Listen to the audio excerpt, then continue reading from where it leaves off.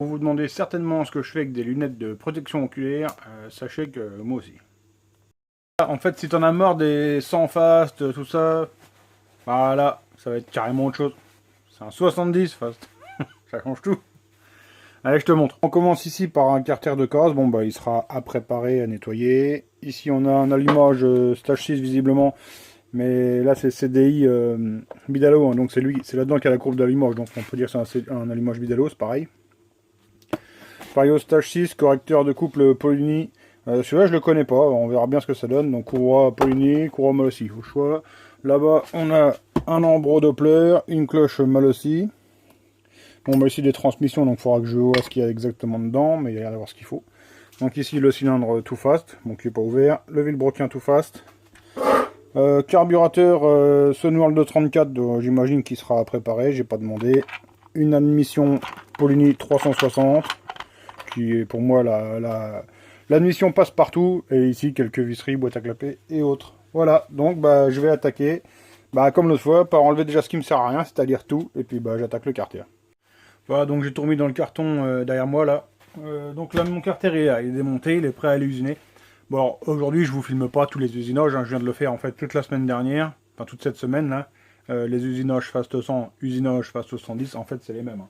Là, je vais faire tout de suite l'admission, hein, dégager le passage, et je vais faire l'usinage pour le pied du cylindre. Après, à savoir que sur le 70 Fast, ici, il y a une petite particularité, je vous montrerai ça après. Sinon, autre chose, peut-être que certains d'entre vous se demandent pourquoi on fout pas le 100 fast au banc. Alors on fout pas le 100 fast au banc parce qu'en fait, je vais enlever ça parce que ça va faire du bruit. Changement de programme. Alors en fait, je vous explique. Donc Olivier là, il fait une base de scooter bon, qui a déjà roulé mais qui sort un peu de l'ordinaire. Donc enfin, il cherche quand même à avoir un truc un peu personnel. Il me dit, depuis le départ, il m'a dit ça me fait chier, tout le monde a un 100 fast, je vais encore monter du fast. J'ai dit ouais, mais bon, ça fonctionne. Bref. Là, changement de programme, il s'est dit non, en fait, le moteur il est chez toi, j'aime mieux qu'il reste chez toi, mais on va changer de haut moteur. Donc, alors ce qui se passe, c'est que, donc, comme je vous le dis, le moteur va rester ici. Et là, on va essayer de lui trouver un roost en diamètre 52, je crois, ou 50-52, je sais plus, enfin le plus gros quoi, qu'on va passer sur la course 47. Enfin, en fait, on va pas changer le bas moteur, on va juste réadapter le haut moteur roost sur son machin. Donc, il vend son haut moteur fast, qui est à l'heure actuelle sur son carter là. Donc, hein, je vous rappelle, c'est nickel, c'est tout propre. Hein. Donc ça, voyez avec lui, je vais essayer de vous faire une incrustation, là. Sur son Facebook directement, demandez-lui si vous le voulez, le haut moteur. Olivier Lefebvre. Donc ça, normalement, ça sort pas cher. Hein. Je crois qu'il m'a dit il le vend 350 balles. Faut que ça parte pour lui financer son nouveau cylindre. Voilà, parenthèse finie. Bon, allez, je vais me changer et on attaque. Magie de la télévision, ça va très vite. Alors moi, j'ai déjà usiné ici mes carters.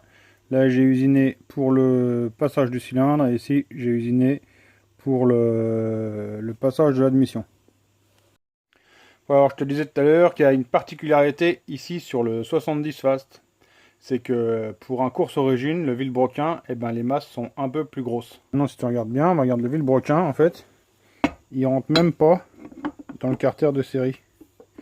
En fait, on va être obligé d'usiner, bah, pas comme un course 44, hein, mais on est obligé de reprendre un petit peu le carter.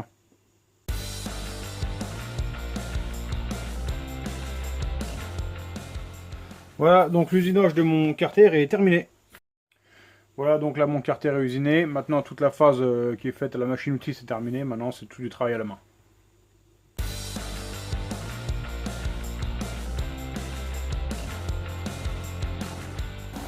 Voilà, donc là j'avance dans ma préparation des transferts. Hein. J'aligne grossièrement, donc là comme d'habitude, hein, avec la grosse fraise sur la machine pneumatique. Alors ça taille vraiment fort. Hein. Des copeaux plein la gueule. Bon, où qu'on en est-on? Alors, ici, j'ai repris le passage de l'overange qui était déjà fait, mais qui n'était pas assez, comment dire, pas assez ouvert. Et là, ici, j'ai fini la préparation proprement dite du carter. Donc, alors là, maintenant, il ne me reste plus qu'à aller à la sableuse pour sabler tout ça. Et j'imagine qu'il faut aussi que je sable tout le reste du carter. Je sais pas, je me rappelle plus. Donc, je sais pas si je fais... Je vais déjà faire le dedans, je demanderai ce soir. J'aurai bien une réponse dans le week-end pour savoir si je dois sabler tout le bordel ou pas. Donc, je vais déjà faire le dedans. Allez, c'est parti. Question qui revient sans arrêt, qu'est-ce que j'ai comme sableuse? En fait, c'est la 220 litres de chez Dema France. Celle-là. Voilà. Hé hé, ça y est, c'est beau. Voilà, alors pour moi la prépa du carter proprement dite est terminée, hein. Alors au final ici c'est juste usiné par rapport à la jupe, hein. Et puis un peu faciliter la nuition et ça s'arrête là. Après ici c'est aligné au cylindre et basta. Alors sous ces airs de petite préparation simple, au final on a quand même un moteur vraiment redoutable quand même, hein. Pour un 70 cc franchement monté comme ça stock, alors après je veux pas paraître prétentieux, mais le même moteur que ça monté avec un cylindre stock avec ce même genre de carter, les bons réglages et les bons paramètres, ça roule à 6,29 ou 150 mètres, je veux dire, c'est quand même exceptionnel quoi. Pour un machin qui est empilé. Ça, pour du machin qui paraît simple, fiable et tout, c'est quand même super performant quoi. Bref, voilà, donc pour moi la journée elle se termine ici, hein, je suis content, j'ai atteint mon objectif, là le truc il est fini, il n'y a plus qu'à vraiment... Bon après s'il faut resabler tout le carter, je sablerai le carter mardi. Mais en tout état de cause, maintenant j'ai plus que l'assemblage et mise au banc. Donc ça c'est pas mal. Demain je suis en repos forcément. Dimanche j'ai Nico Sanchez qui vient de Belgique pour faire du banc. Et lundi, j'ai une journée un peu spéciale, donc je vous en parle pas encore. Ça sortira en vidéo dans la semaine. Je sais pas quand, mais dans la semaine. Donc ne vous attendez pas à voir un vlog lundi. Peut-être un dimanche soir. Bref, allez, c'est tout. En attendant, bah, je vous remercie de m'avoir suivi. Et bye, bon week-end, ciao.